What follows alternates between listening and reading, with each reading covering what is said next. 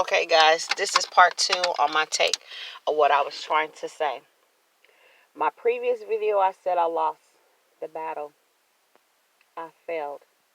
And I want to collaborate on what I mean by I failed. Okay? God is going to send us little battles to defeat. But I thought I won the battle when I really failed. Because, like I said, I was the bigger and badder person by cussing somebody out. And they left my home. But that's not the way to do it.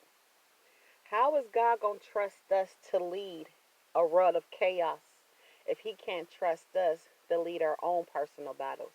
I feel as targeted individuals, we are put to the test because He knows we got it in us to be leaders. Okay? Something is going to happen. I don't know when, not tomorrow, in years. But for some reason, God wants to use us to mentally guide those around us to safety, or to be able to come with Him and follow Him and help Him create create peace where there is chaos. Okay? So just because I think mentally at first I won, because I won, the police told you to leave, not me. I didn't win. I felt the way it was handled. You have to be able to control your emotions to get where God is trying to take you. Because the higher you climb up the ladder, the more obstacles you have to face. If I couldn't face that little obstacles, how can I face anything else He's ready to grant me or bless me with? So I'm trying to tell you guys the same thing. Pay attention. I just woke up with this epiphany, like, dang, I failed. I'm like, what did I get? Because God is talking to me. You know what I'm saying? Sometimes when you hear these inner voices, it's God telling you, it's your aha moment. So I have my aha moment to tell you this, that in order to be a leader, some of these obstacles that you're facing is because God needs you for different battles, okay? Some of us might be fighting the battle of people lying on us, okay? And it hurts. So you put your head down.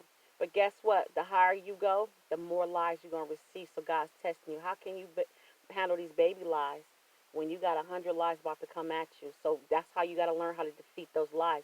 Find what you can do mentally to cope with the lies, because there's going to be more to come if you want to fight this war. If you don't want to fight this war, throw your hands and say, God, I don't want to fight no more. Tell them the truth. Me, I'm like, Lord, I don't feel like fighting, but I'm going to fight. Can you just give me the strength to fight?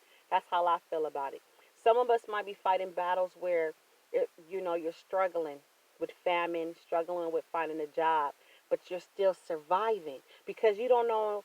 We might have some type of war where we're going to be fighting with hunger, fighting with famine, fighting with homeless, people becoming homeless. But because you're already going through it, when that happens, you are already ready for war.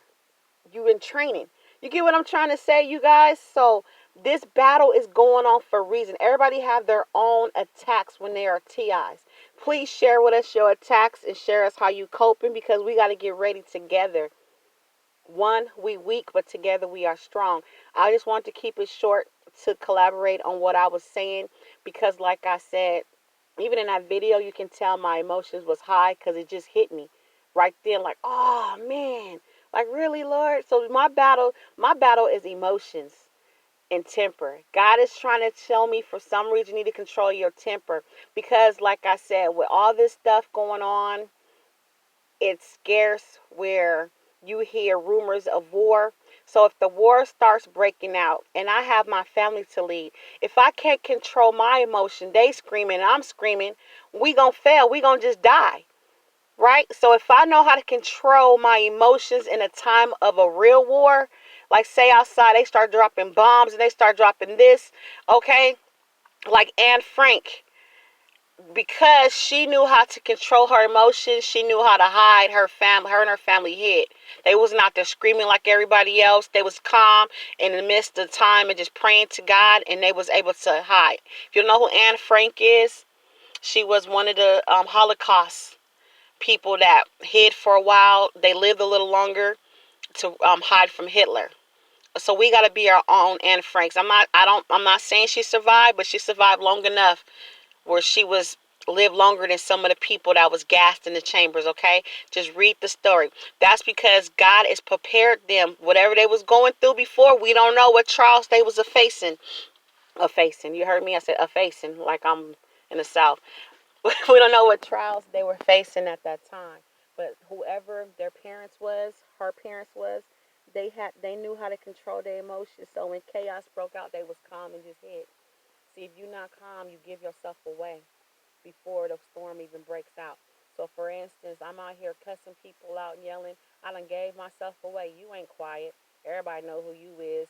So when it's time to listen, nobody wants to believe you because you already shown to the world that you crazy. Get it? Control your emotion. That's mine. At TIs, as you go through something, look what you're facing and try to figure it out. Why are you facing this battle? God is trying to tell you something that He gonna need you to handle by the time the storm breaks out. Like I said, I don't want to keep repeating myself. God is trying to tell me control your temper because I'm gonna need you to guide these people. But with a temper, you're not gonna be able to do that. So what's yours? You being lied on? God is saying you're gonna be lied on, but I'm gonna need you to control your emotions because they're gonna lie on you even more. But you walk with your head up because I'm gonna need you to guide those that are going through. Those of you that's been betrayed, you're gonna be betrayed by more people. I'm gonna need you to be able to see the betrayal before it hits. Okay? So by the time somebody betrays you, said it doesn't hurt anymore. You take the knives out your back, wipe them off, and sit them on the table.